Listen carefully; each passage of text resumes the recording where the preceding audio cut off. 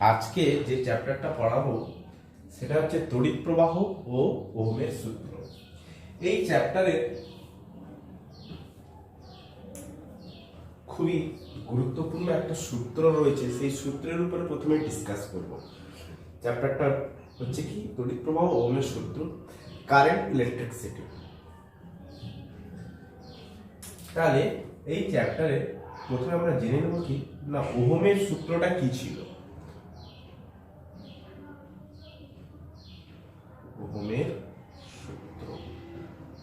ওহমের সূত্রটা কি বলেছে না, ওহমের সূত্র বলেছে তাপমাত্রা ও অন্যান্য ভৌত অবস্থা অপরিবর্তিত থাকলে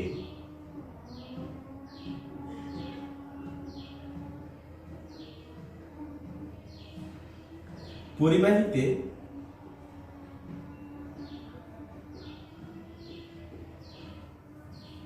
বিভব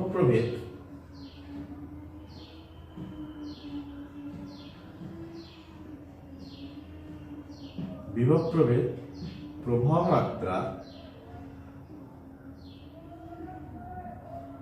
সমানুপাতিক।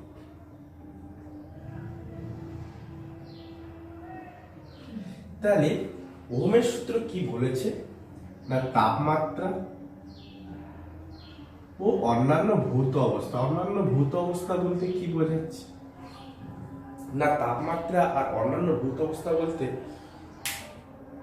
আমি যখন ওহমের সূত্রটা কোনো একটা পরিবাহীর মধ্যে অ্যাপ্লাই করব, যেমন করে ধরো প্রত্যেক পরিবাহীর মধ্যে ধরো একটা পরিবাহী, এটাকে এক্সপ্লেন করে দিই। এই একটা পরিবাহী, সাপোজ ধরো এই একটা পরিবাহী, এই পরিবাহীর মধ্যে অসংখ্য অণু আছে, যে অণুগুলো কি হচ্ছে, কম্পিত হচ্ছে।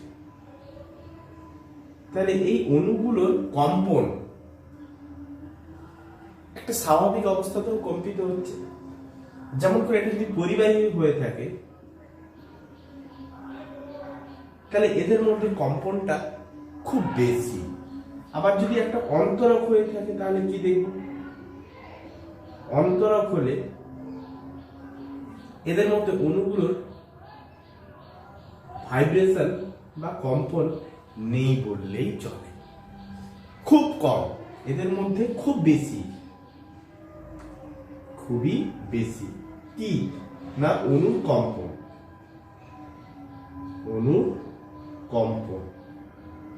আর এদের মধ্যে কি দেখতে পাচ্ছি না, কম্পন নেই বললেই চলে। আর অর্ধপরিবাহীর ক্ষেত্রে আমরা কি দেখব, অর্ধপরিবাহীর ক্ষেত্রে না, অণুগুলোর কম্পন প্রাথমিক ক্ষেত্রে নেই, কিন্তু পরবর্তীকালে উষ্ণতা বৃদ্ধিতে এদের মধ্যে কম্পনটা দেখা যায়। অর্ধপরিবাহীর ক্ষেত্রে কি লিখব না, প্রথম ক্ষেত্রে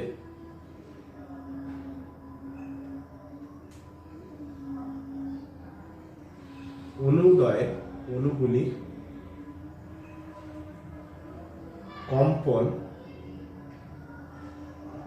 নেই বললেই চলে, কিন্তু তাপ প্রয়োগে কম্পন লক্ষ্য করা যায়। সেহেতু তাহলে অণুগুলো যদি কম্পিত হতে থাকে, তাহলে অণুগুলোর কম্পনের ফলে কি হচ্ছে, এই পরিবাহীর মধ্য দিক দিয়ে যখন তড়িৎ প্রবাহিত হবে, এই পরিবাহীর মধ্য দিক দিয়ে যখন তড়িৎ প্রবাহিত হবে, তখন কি হবে, অণুগুলো যদি কম্পিত হয়, তাহলে কম্পিত হলে কি দেখবো, খুব তড়িৎগুলো অনায়াসে যেতে পারবে। যদি অণুগুলো যদি কম্পন না হয়, তাহলে কি হবে, বাধাপ্রাপ্ত হবে। তড়িৎ প্রবাহগুলো যাওয়ার পথে কি হবে, বাধাপ্রাপ্ত হবে। তাহলে বাধাপ্রাপ্ত হওয়ার জন্য অন্তরকগুলো তড়িৎ পরিবহন করতে পারে না। আর এদের মধ্যে পরিবাহীর মধ্যে অনায়াসে যেতে পারে বলে সেই জন্য খুব সহজেই তড়িৎ পরিবাহী করতে পারে।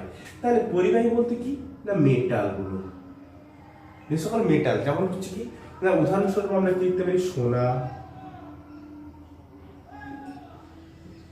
রূপো, তামা প্রভৃতি, এগুলো সবই হচ্ছে কি না পরিবাহী উদাহরণ। আর অন্তরক বলতে কাগজ, কাঁচ, এগুলো সবই হচ্ছে অন্তরক। আর অর্ধ পরিবাহী বলতে হচ্ছে কোনগুলো না সিলিকন, জার্মেনিয়াম, এগুলো সবই হচ্ছে অর্ধ পরিবাহী উদাহরণ। তাহলে এইরকম একটা পরিবাহীর ক্ষেত্রে আমরা কি দেখবো না, তাহলে জিনিসটা কি দেখলাম যে তাপমাত্রা যদি আমি প্রয়োগ করি, তাপমাত্রা যদি বৃদ্ধি করি, তাহলে অণুগুলোর কম্পন খুব দ্রুত গতিতে হচ্ছে। তাহলে স্বাভাবিক অবস্থায় এই পরিবাহীর মধ্য দিক দিয়ে যে হারে তড়িৎ পরিবহন হতো, কিন্তু তাপমাত্রা যদি বৃদ্ধি করি, তাহলে বৃদ্ধি করে অণুগুলোর কম্পন আরো দ্রুত হারে হবে, তখন তড়িৎ পরিবহন আরো দ্রুত হারে হতে পারবে, আরো সহজে চলাচল করতে পারবে। তার মানে কি তড়িৎ প্রবাহ আর আমি বৃদ্ধি করতে পারবো, এই হচ্ছে কথা। কিন্তু সেহেতু আমি এখানে স্বাভাবিক অবস্থায় রাখতে চাই, সেই জন্য তাপমাত্রা ও অন্যান্য ভৌত অবস্থা কিন্তু আমাকে অপরিবর্তিত রাখতে হবে। তাহলে এবারে কি দেখলাম, তাহলে এই ছিল ওহমের সূত্র। তাহলে ওহমের সূত্রটা তাহলে কি দেখলাম, তাহলে প্রত্যেক পরিবাহীর ক্ষেত্রে আমি কি লক্ষ্য করতে পারছি যে এই অণুগুলো দ্বারা কিঞ্চিত সামান্যটুকু হলেও তড়িৎগুলো বাধাপ্রাপ্ত হয়। অন্তরকের ক্ষেত্রে খুব বেশি, অর্ধপরিবাহীর ক্ষেত্রে প্রথমের দিকে বেশি হয়, পরের দিকে তাপ প্রয়োগের দরুন তার তাপমাত্রা বৃদ্ধি পায়, বৃদ্ধি পেলে তাদের ক্ষেত্রে অণুদের কম্পন লাভ করে, অণুগুলি কম্পন লাভ করে, তার ফলে তড়িৎ পরিবহন কিঞ্চিত হলেও করতে পারে। কিন্তু পরিবাহীর ক্ষেত্রেও সেম জিনিস। তাহলে প্রথম ক্ষেত্রে প্রত্যেক পরিবাহীর অণুগুলোর কম্পন স্বাভাবিক হওয়ার দরুন তারা ওই তড়িৎ অণুগুলোর দ্বারা কিছু পরিমাণ হলেও বাধাপ্রাপ্ত হয়। সেই বাধাটাকে আমরা কি বলবো না, বাধাটাকে আমরা বলে থাকি রোধ। সেই রোধকে আমরা এইরকম চিহ্ন দ্বারা প্রকাশ করে থাকি, যেগুলো আমরা ক্লাস 10 ক্লাসে পড়ে এসেছি। তার চিহ্ন হচ্ছে কি এরকম, আর লেখা হয় সংকেত লেখা হয় আর দ্বারা। এবারে কি করলাম, এরকম একটা পরিবাহী নিলাম, তাহলে এই পরিবাহীর দুই প্রান্তে আমি কি করলাম, এটা হচ্ছে সুইচ দিয়ে দিলাম, ব্যাটারি সার্কিট দ্বারা ক্লোজ করে দিলাম। এবার কি করব, বিভব প্রভেদ হচ্ছে ভি, এটা হচ্ছে সুইচ। এই পরিবাহীটা দুই প্রান্তের বিভব প্রভেদ আমি ধরে নিলাম কত, যেহেতু এটা ধনাত্মক প্রান্তের সাথে যুক্ত আছে, এটা যেহেতু নিম্ন বিভব, সেহেতু এ পাশে আমি ধরে নিলাম এই প্রান্তটাকে আমি ভি এ হিসাবে, এই বিভব ভি এ ধরে নিলাম, আর এই বিন্দুটা যেহেতু বি বিন্দু, তাহলে এই বিন্দুর বিভব আমি ধরে নিলাম ভিবি। তাহলে এই ভি আর ভিবি এই দুটো বিভব পয়েন্টের মধ্যে কোনটার বিভব বেশি হবে? স্বাভাবিকভাবে ধনাত্মক প্রান্ত। আমরা এখন সুইচটা কানেক্ট করে দিয়েছি ধনাত্মক প্রান্তের সাথে, যেহেতু এ প্রান্তটা যুক্ত আছে, সেহেতু আমরা কি বলতে পারি না ভি এ গ্রেটার দেন ভিবি। ক্লিয়ার না, বোঝা গেল না? তাহলে V A greater than VB. তাহলে ওহমের সূত্র কি বলে গেছে না, ওহমের সূত্র বলে গেছে বিভব প্রভেদ প্রবাহ মাত্রার সমানুপাতিক। তাহলে বিভব প্রভেদ মানে কি, দুই বিন্দুর মধ্যে বিভবের পার্থক্য। তাহলে বিভব প্রভেদ মানে আমি কি লিখব না V A minus VB proportional to আমি কি লিখব, তাহলে এদের মধ্যে যে প্রবাহ মাত্রা, ব্যাটারিটা চলার দরুন কি হচ্ছে একটা প্রবাহ মাত্রা পাবো, তড়িৎ প্রবাহ পাবো, তাহলে প্রবাহ মাত্রা আই এর সাথে সমানুপাতিক। তাহলে সমানুপাতিক চিহ্ন উঠাতে গেলে একটা কি করতে হয়, একটা ধ্রুবক পদ লাগাতে হয়। তাহলে V A minus VB equal to আমি কি পেলাম আই আর। এই আরটাই হচ্ছে কি না, আর হলো কি না, আর হচ্ছে কনস্ট্যান্ট, আর ইকুয়াল টু কনস্ট্যান্ট। ক্লিয়ার? আর হচ্ছে কি না কনস্ট্যান্ট। এই আর তাহলে আর ইকুয়াল টু আমি কি লিখবো না V A minus V B divided by I. এই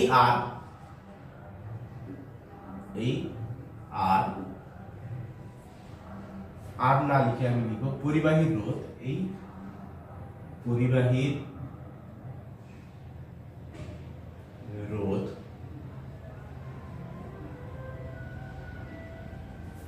বিভব প্রভেদ ও বিভব প্রভেদ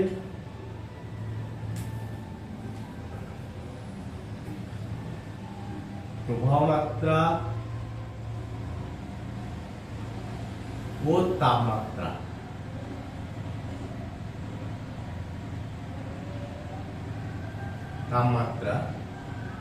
এর উপর নির্ভর করে না।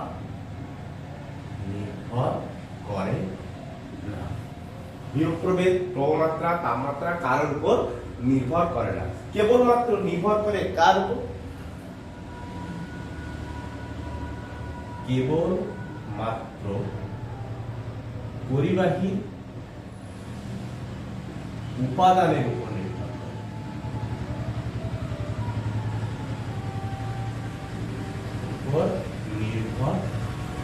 করে। ক্লিয়ার? পজ করে তুলে নাও, নাহলে তুলে নিচ্ছ। এবারে আমি কি করছি, তাহলে আমি যে বলে গেলাম বিভব প্রভেদ প্রবাহ মাত্রা ও তাপমাত্রার উপর নির্ভর করে না, কে? আর।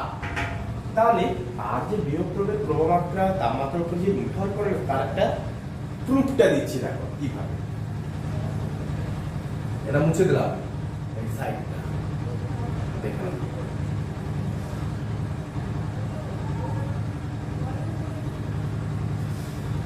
একটা জিনিস লক্ষ্য করো।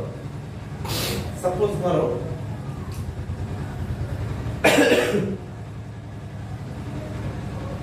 ধরো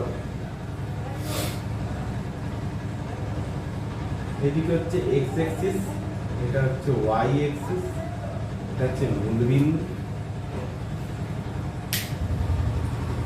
আচ্ছা, আমরা একটা জিনিস লক্ষ্য করছি, কি বলতো না, একটা জিনিস লক্ষ্য করছি যে যদি আমি প্রবাহ মাত্রা যদি বৃদ্ধি করি, তাহলে আমরা কি দেখবো? বিভব প্রভেদ কি হবে?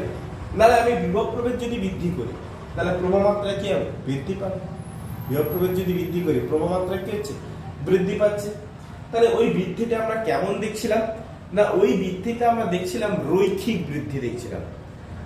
ওই বৃদ্ধিটা আমরা কেমন দেখছিলাম? রৈখিক বৃদ্ধি। কেমন করে দেখলাম? সাপোজ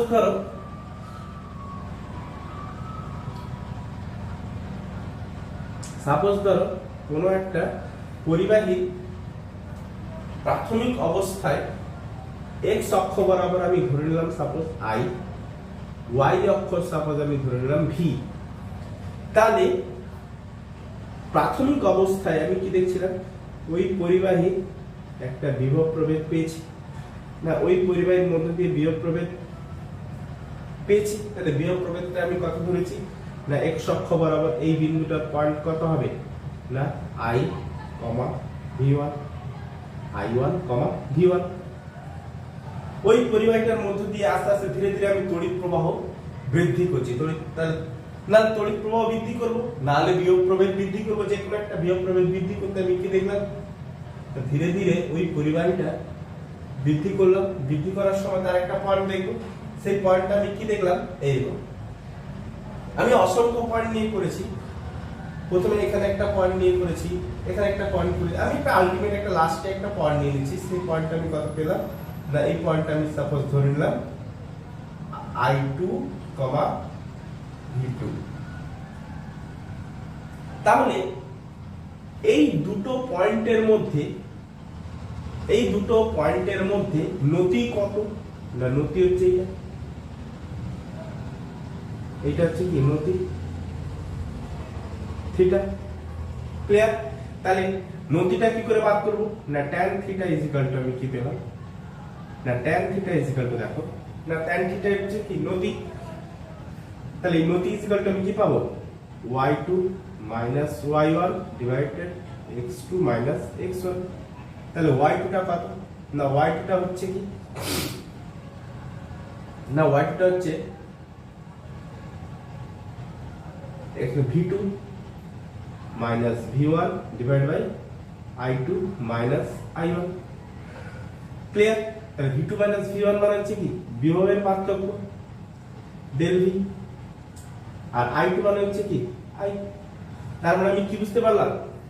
তার মানে নতিটা আমি কি দেখতে পেলাম? Del v by i। তার মানে এই থিটাটা আমি কি দেখতে পেলাম? Del v by i। তাহলে নতিটা এই বিন্দুতেও যা হবে, এইখানে যদি আমি কোন একটা বিন্দু নেই তার ক্ষেত্রেও নতি সেম, এইখানে যদি কোন একটা বিন্দু নেই তার ক্ষেত্রেও নতি সেম। তাহলে প্রত্যেকটা বিন্দু, যতগুলো আমি বিন্দু নেই কেন, তাহলে প্রত্যেকটার ক্ষেত্রে নতি হচ্ছে সেম। তাহলে এই নতিটাই ডেল ভি বাই আই সেটাই তো কি মেনশন করেছিল আর। তাহলে নতি যদি প্রত্যেক ক্ষেত্রে সেম হতে থাকে তাহলে tan theta equal to r আমি লিখতেই পারি। তাহলে tan থিটাটা যেহেতু প্রত্যেক ক্ষেত্রে কনস্ট্যান্ট, সেহেতু আরও প্রত্যেক ক্ষেত্রে কি হবে? কনস্ট্যান্ট। ক্লিয়ার? তাহলে আরও প্রত্যেক ক্ষেত্রে কনস্ট্যান্ট, তাহলে rটা আমি কি দেখতে পাচ্ছি? বিভব প্রভেদ আর প্রবাহ মাত্রা এই দুটো বিষয়ের উপর নির্ভরশীল নয়। rটা আমি কি দেখতে পাচ্ছি? বিভব প্রভেদ ও প্রবাহ মাত্রা এই দুটোর উপরে নির্ভরশীল নয়। তাহলে r কার উপরে নির্ভরশীল? তাহলে r কার উপরে নির্ভরশীল?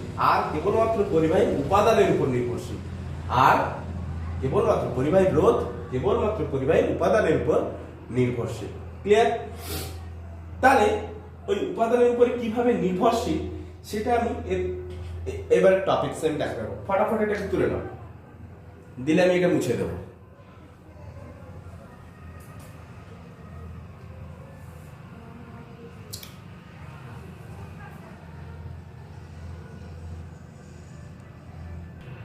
তাহলে এবারে যে টপিকসটা দেব সেটা হচ্ছে কি না, পরিবাহী রোধ,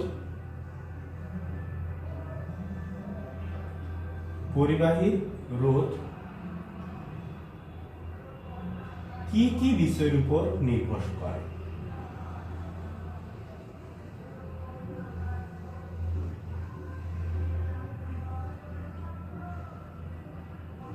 বা নির্ভরশীলতা, তাহলে কি কি বিষয়ের উপর নির্ভর করে পরিবাহী রোধ? না পরিবাহী রোধ কি কি বিষয়ের উপর নির্ভর করে? না পরিবাহী রোধ 1 নম্বর পরিবাহীর দৈর্ঘ্য,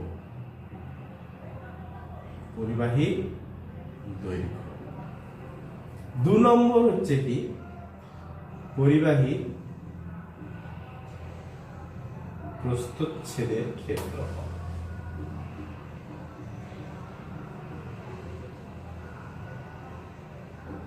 কেমন করে?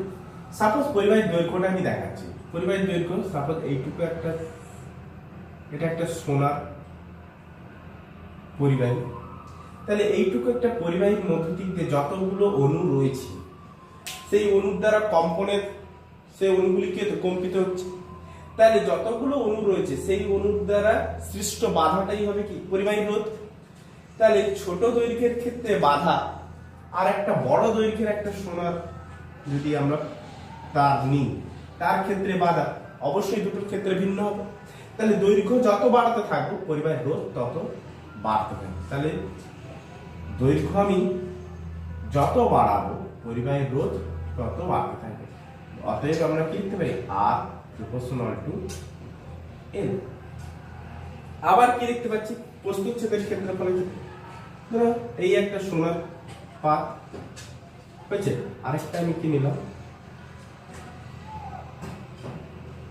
এরকম একটা সোনার।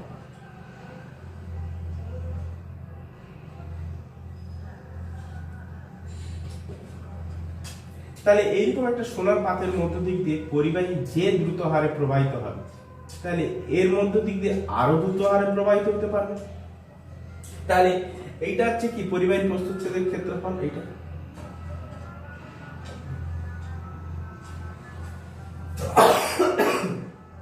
তাহলে এটা হচ্ছে কি পরিবাহী প্রস্থচ্ছেদের ক্ষেত্রফল। তাহলে প্রস্থচ্ছেদের ক্ষেত্রফল যত বাড়াবো, প্রস্থচ্ছেদের ক্ষেত্রফল যত বাড়াবো তাহলে পরিবাহী রোধ তত কি হবে? কমবে, কারণ তত দ্রুত হারে তড়িৎ প্রবাহ হতে শুরু করবে। তারপরে আমি কি বুঝতে পারছি? R proportional to 1/a, R proportional to 1/a।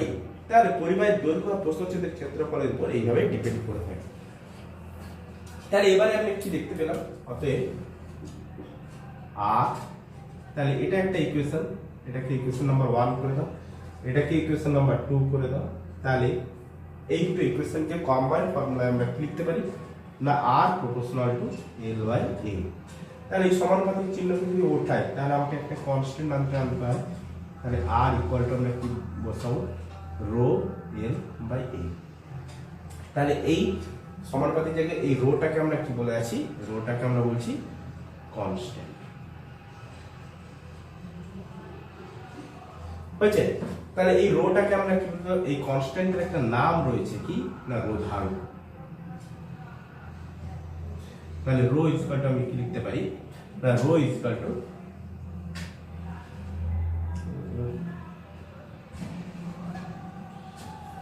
হয়েছে, রো ইকুয়াল টু আমি কি লিখবো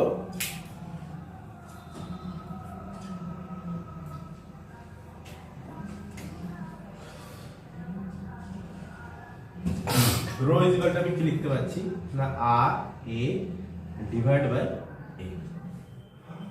ক্লিয়ার? তাহলে rho equals to R A divide. তাহলে এই ফর্মুলা থেকে আমরা কি দেখতে পেয়েছিলাম, হ্যাঁ রেজিস্ট্যান্স কেবলমাত্র পরিবাহীর দৈর্ঘ্য আর প্রস্থচ্ছেদের উপর ডিপেন্ড করে থাকে, না বিভব প্রভেদ না প্রবাহ মাত্রা দুটোর উপরে ডিপেন্ড করে না। তাহলে এই রোধাঙ্কের ফর্মুলা আমরা কি দেখতে পেলাম না রোধাঙ্ক তো সেই পরিবাহী ওহমের সূত্রকে মেনে চলে। তাহলে ওহমের সূত্র অনুযায়ী আমরা কি বলতে পারি না রোধাঙ্কের ডেফিনেশন আমি কি দেখতে পাবো না রোধাঙ্ক জিনিসটা হচ্ছে কি না রো ইকুয়াল টু। তাহলে এই ফর্মুলা থেকে একটা জিনিস ভেবে দেখি যে রো ইকুয়াল টু আমরা কি লিখতে পারি না রো ইকুয়াল টু যদি ওই পরিবাহীটা কেমন,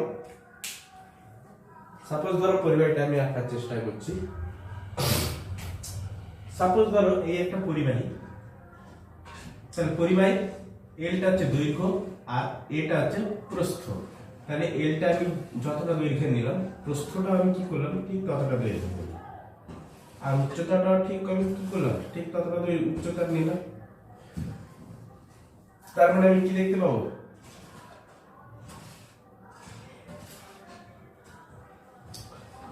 আচ্ছা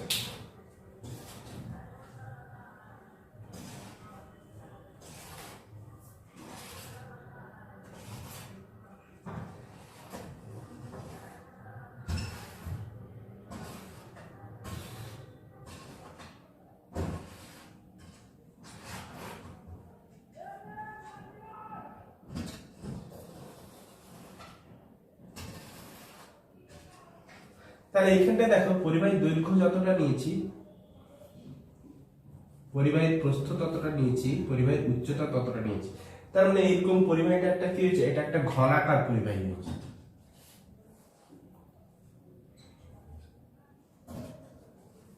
তাহলে এই পরিবাহী এইটা হচ্ছে প্রস্থচ্ছেদ আর এই পাশটা হচ্ছে প্রস্থচ্ছেদ। আমি এটা ধরে নিলাম, তোমরা এই পাশে ধরতে পারো। তাহলে এরকম একটা পরিবাহী প্রস্থচ্ছেদ আমি কল্পনা করে নিলাম। তাহলে পরিবাহীটা দৈর্ঘ্য যা প্রস্থচ্ছেদ উচ্চতা তাই, প্রস্থচ্ছেদ বলছি প্রস্থ আর উচ্চতা তাই। তাহলে এখন আমি কি করি না এল ইকুয়ালটা আমি কি করলাম 1 আর প্রস্থচ্ছেদটা কি হচ্ছে তার দৈর্ঘ্যের সাথে প্রস্থটাও সমান। তাহলে প্রস্থচ্ছেদ আমি কি জানি, প্রস্থচ্ছেদ সমান হচ্ছে কি দৈর্ঘ্য গুণিত, এখানটায় দৈর্ঘ্য হবে না, এখানটায় কি হবে, এখানটায় হবে উচ্চতা, এখানটায় প্রস্থ গুণিত উচ্চতা। তাহলে প্রস্থটাও তো এল আর উচ্চতাটাও এল। তাহলে এল ইকুয়াল টু আমি কত লিখেছি 1, তাহলে 1 × 1। তাহলে এলটা আমি কত লিখেছিলাম এত একক, আর এটা যেহেতু এটা 1 একক × 1 একক মানে 1 বর্গ একক। তাহলে প্রস্থচ্ছেদের ক্ষেত্রফলটা আমি কত পেয়েছি না 1 বর্গ একক। তাহলে এবারে আমি সংজ্ঞাটা বানাচ্ছি দেখো। তাহলে 1 বর্গ একক, তাহলে এলটাও আমি কত ধরেছি না এলটাও ধরেছি 1 আর এটাও ধরেছি আমি 1। তাহলে r × 1, তাহলে রো ইকুয়াল টু আমি কি পেয়েছি, অতএব rho equals to a r, rho equals to আমি কত পেলাম r। তাহলে ওই পরিবাহীর দুই প্রান্তে যে রোধটা পাবো সেই রোধটাই হবে কি তার রোধাঙ্ক ওই পরিবাহী। তাহলে l = 1, a = যদি আমি 1 বসাই তাহলে রো ইকুয়াল টু আমি কি পাই r। তাহলে ওই পরিবাহীর দুই প্রান্তের যে রোধটা পাবো, বাধাটা যে পাবো, সেই বাধাটাকে আমরা কি বলবো, রোধাঙ্ক। তার সংজ্ঞাটা কি হতে পারে না, সংজ্ঞাটা লিখছি, একক দৈর্ঘ্য ও এক বর্গ একক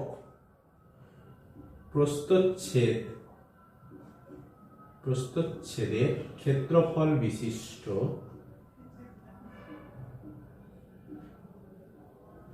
কোন পরিবাহী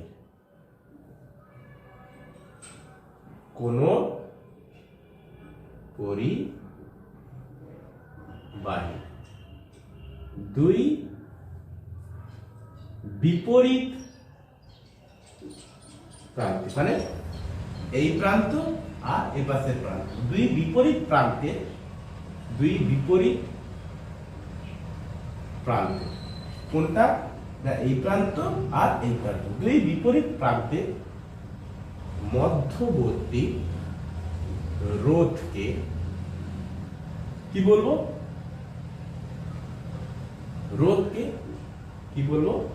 না রোধাঙ্ক। মধ্যবর্তী রোধকে আমরা কি বলবো, না রোধাঙ্ক। ক্লিয়ার? বোঝা গেছে না বোঝা যায়নি?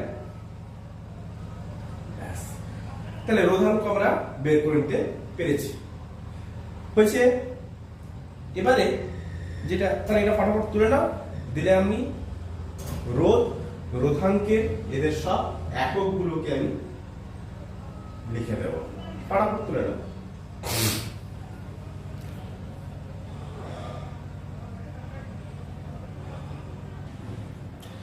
এবারে যেটা বলবো সেটা হচ্ছে কি, পরিবাহীর রোধ আর ইকুয়ালটা আমরা কি পেয়েছি,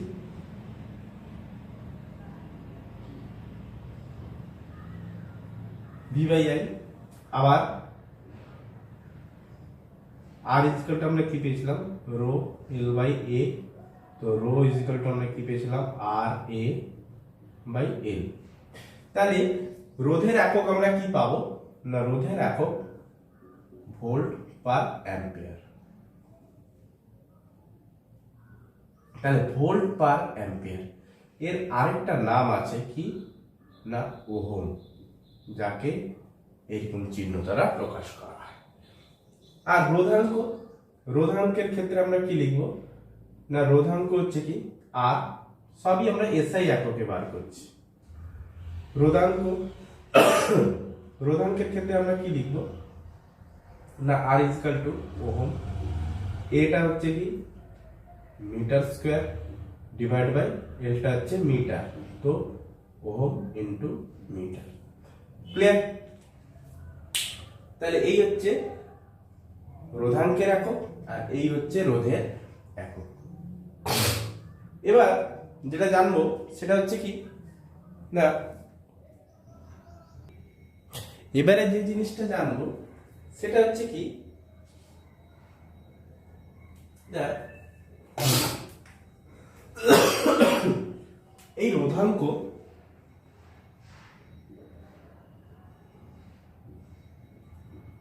উষ্ণতার সহিত কিভাবে পরিবর্তিত হয়, উষ্ণতার সহিত পরিবর্তন।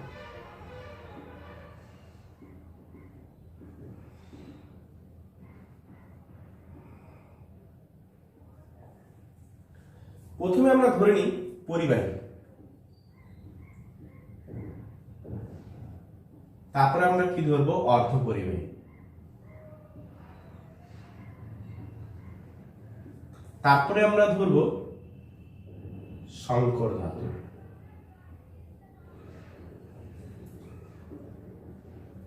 অন্তরক্ত ধরবোই না। পরিবাহীর ক্ষেত্রে আমরা কি লক্ষ্য করেছিলাম না, পরিবাহীর ক্ষেত্রে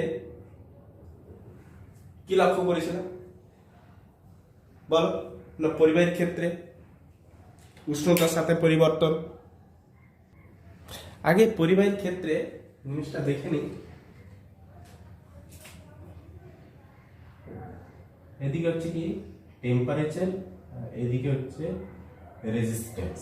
তাহলে পরিবাহীর ক্ষেত্রে আমরা কি দেখেছিলাম না টেম্পারেচার যতই আমরা বাড়িয়েছিলাম ততই কি দেখেছিলাম তার রোধ ক্রমশ বৃদ্ধি পেয়েছিল। তাহলে পরিবাহীর ক্ষেত্রে টেম্পারেচার বাড়াতে রোধ বৃদ্ধি পেয়েছে, তাই তো।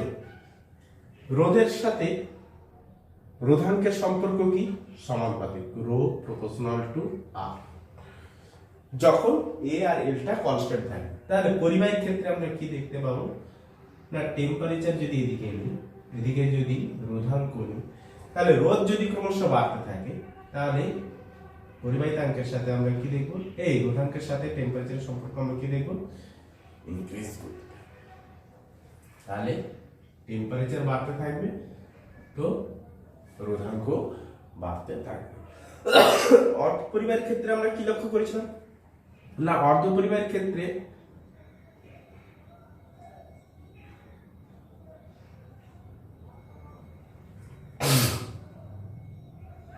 তাহলে উষ্ণতা বৃদ্ধির সাথে রোধ কি হয়েছিল, হ্রাস পেয়েছিল। তো গ্রাফটা আমরা কি পাবো,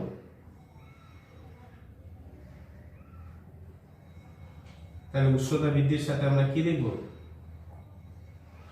উষ্ণতা বৃদ্ধির সাথে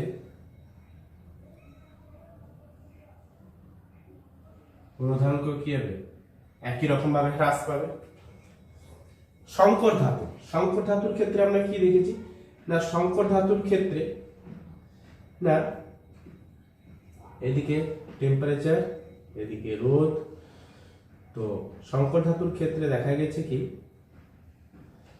জাস্ট কিঞ্চিত মাত্র কমতে থাকে, প্রায় আর কি থাকে, আর ইকুয়াল টু টেম্পারেচার ইনক্রিজ, তো আর ইকুয়াল টু কনস্ট্যান্ট। তো এর ক্ষেত্রে আমরা কি দেখব, এদিকে টেম্পারেচার এদিকে রোধাঙ্ক যদি দিই তাহলে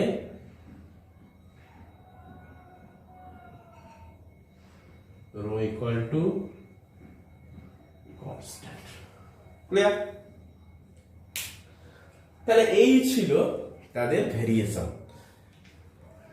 বোঝা গেছে।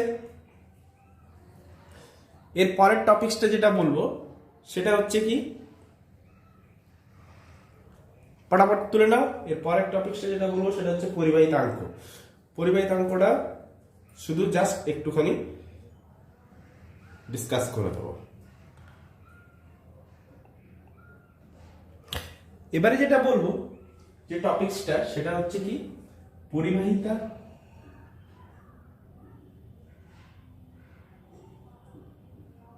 ও পরিবাহিতাঙ্ক।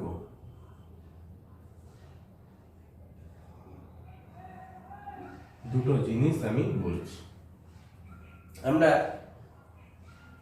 প্রিভিয়াস ইয়ারে যেটা ক্লাস 11 আমরা পড়ে এসেছি যে তাপ পরিবাহিতাঙ্ক, তাপ পরিবাহিতাঙ্ক, তাপ পরিবাহিতাঙ্ক আমরা পড়ে এসেছি।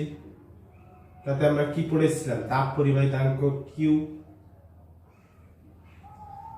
capital Q is equal to K A theta 2 minus theta 1 into T by D। তাহলে এটা কি ছিল যে আমরা একটা ঘনাকার বস্তু নিতাম, একটা ঘনাকার বস্তু নিতাম, তার এই পাশে একটা কি থাকতো, একটা সোর্স। তাহলে এই সোর্সের যে সামনে যে প্রান্তটা থাকতো সেই প্রান্তের উষ্ণতা আমরা কি ধরতাম থিটা 2, এই পাশের উষ্ণতা কি ধরতাম থিটা 1। তাহলে সোর্সের যে সামনে যে প্রান্তটা থাকবে সেটা তো অবশ্যই গ্রেটার দেন হবে থিটা 2, গ্রেটার দেন থিটা 1 হবে, কারণ এই সোর্সের সামনে যে প্রান্তটা থাকবে সেই প্রান্তের উষ্ণতাটা বেশি হবে। কিন্তু তাপটা কি হবে না এই প্রান্ত থেকে এই প্রান্তে কি হবে, লম্বভাবে প্রবেশ করবে, এই প্রান্ত থেকে এই প্রান্তে লম্বভাবে প্রবেশ করে নির্গত হয়। তাহলে এই প্রান্তে যে পরিমাণ তাপটা পাবো সেই পরিমাণ তাপটাই হচ্ছে কিউ। তাহলে এটা হচ্ছে কি না এই প্রান্তের প্রস্থচ্ছেদের ক্ষেত্রফল। তাহলে এই প্রস্থচ্ছেদের ক্ষেত্রফলটা যত বেশি হবে, তাহলে এই প্রস্থচ্ছেদের ক্ষেত্রফলটা যত বেশি হবে, এর পাশে প্রস্থচ্ছেদের ক্ষেত্রফল এটা, তাহলে এই প্রস্থচ্ছেদের ক্ষেত্রফল যত বেশি হবে ততই আমি কি পাবো না এর পাশে ততই পরিমাণে আমি তত বেশি পরিমাণে তাপ পাবো। এইটা কি ছিল আমাদের ডিসটেন্স। তাহলে এই ডিস্টেন্সটা যত বেশি হবে তত আমি কি পাবো, তাপের পরিমাণটা তত কম হবে। যত বেশি সময় ধরে আমি তাপ চালনা করবো তত বেশি পরিমাণে তাপ পাবো। তাহলে কি প্রপোর্শনালটা আমি কি পেয়েছিলাম, কি যত বেশি সময় ধরে আমি চালনা করবো। আবার কি দুই প্রান্তে θ2 - θ1 মানে হচ্ছে কি উষ্ণতার পার্থক্য। তাহলে কিউ প্রপোর্শনাল টু θ2 - θ1। তাহলে উষ্ণতার পার্থক্য যত বেশি হবে তত বেশি পরিমাণে তাপ প্রবাহিত হবে। এটা আমরা প্রিভিয়াস ইয়ারে আমরা দেখে এসেছি। তাহলে এই ইকুয়েশন এই চারটাকে যদি আমরা যৌগিক ভেদের আকারে লিখি তাহলে আমরা কি লিখতে পারছিলাম না, Q equals to proportional of A into এইটা লিখতাম, কিউ প্রপোর্শনাল টু এটা লিখতাম। তাহলে প্রপোর্শনাল সাইনটাকে উঠিয়ে দিয়ে আমরা কি লিখেছি, এখন একটা কনস্ট্যান্ট অ্যাড করেছি, সেটা হচ্ছে কে। এই কেটাকে আমরা কি বলছি, তাপ পরিবাহী তাল্ক। কেটাকেই আমরা কি বলছি, তাপ পরিবাহী তাল্ক। তাহলে বর্তমানে তো আমাদের তড়িৎ রিলেটেড সাবজেক্ট, তাহলে এখানে আমরা তড়িৎ পরিবাহী তাল্ক কাকে বলবো। দেখো আমরা পড়ে এসেছি ওহমের সূত্র থেকে, কি পড়ে এসেছি, VA - VB = IR। এটা পড়ে এসেছি তো। আবার কি পড়েছি, VA - VB, গ্রাফটা মনে পড়ছে। I = আমরা কি লিখতে পারি, I = Q/T ইনটু R = আমরা কি লিখতে পারি না, রো L/A। ক্লিয়ার? তো আমরা ক্রস মাল্টিপ্লিকেশন করছি, তাহলে A ইনটু T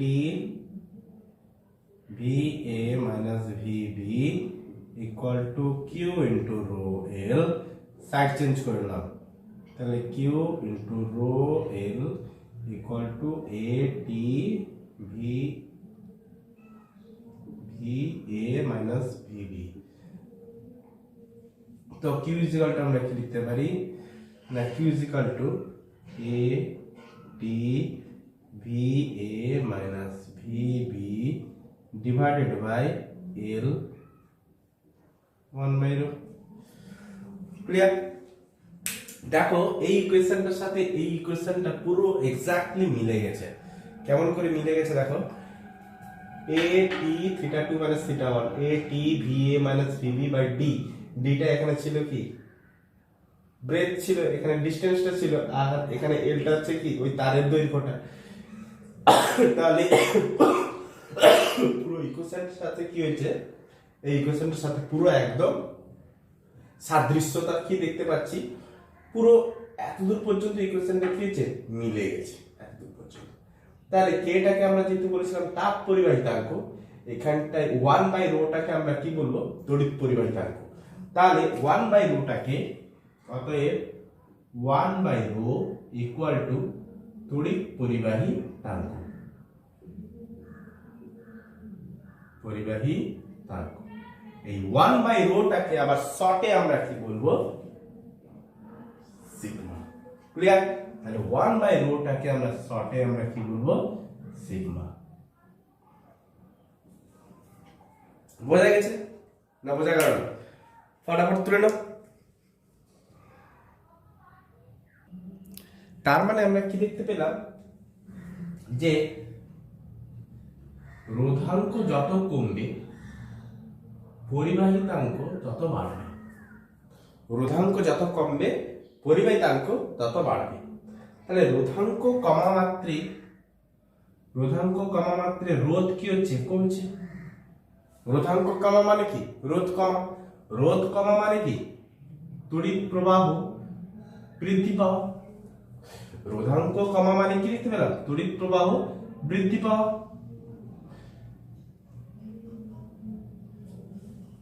ক্লিয়ার হয়েছে না ভাই?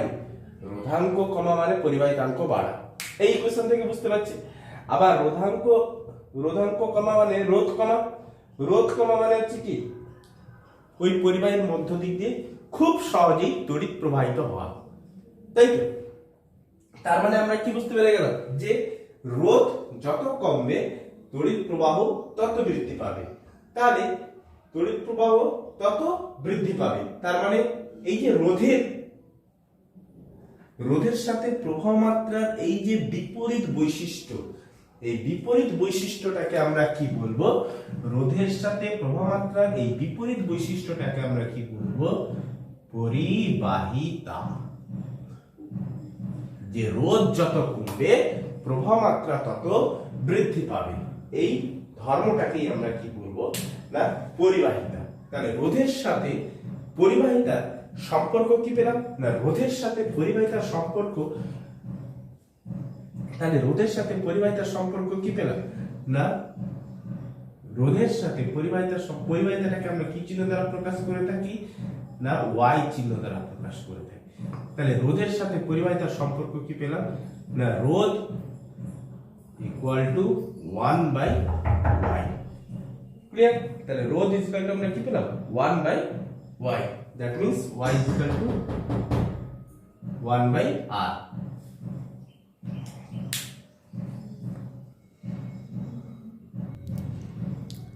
ক্লিয়ার আছে? এবারে এই পরিবাহিতার একক রয়েছে, পরিবাহিতার একক সাইডটা মুছে দিচ্ছি, সাইডটা ক্লিয়ার করে দিচ্ছি।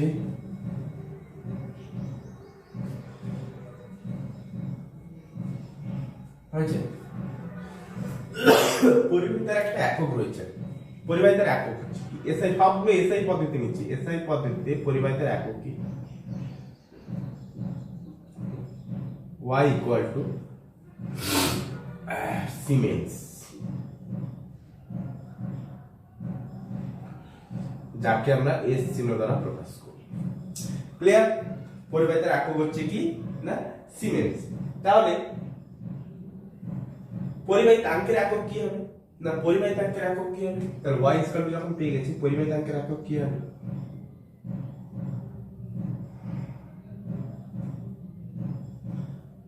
পরিবাহিতাঙ্কের একক কি হচ্ছে? s into metre to the power minus 1, s into metre to the power minus 1। Clear? না বোঝা গেল না? তাহলে এই হচ্ছে পরিবাহিতার একক, আর এই হচ্ছে পরিবাহিতাঙ্কের একক। পরিবাহিতাঙ্কটাকে সিগমা চিহ্ন দ্বারা প্রকাশ করা হয়। আচ্ছা, এর থেকে আরো অনেক অঙ্ক হয়ে থাকে, সে অঙ্কগুলো আমরা আলাদাভাবে অন্য একটা ক্লাসে করব। আজকে এইটুকু পর্যন্ত এই থিওরিটা কমপ্লিট করা থাকলো। তাহলে এই হচ্ছে তার একক, প্রত্যেকের একক কিভাবে প্রতিষ্ঠা হয়েছে। নেক্সট লেকচার নাম্বার 2 তে যেটা আসলো সেটা হচ্ছে কি? না রোধাঙ্কের সহিত উষ্ণতার সম্পর্ক, রোধাঙ্কের সহিত উষ্ণতার সম্পর্ক, সেই সম্পর্কে বিষয়টা আমরা জানবো। আজকে এতদূর পর্যন্ত লেকচারে থাকলো।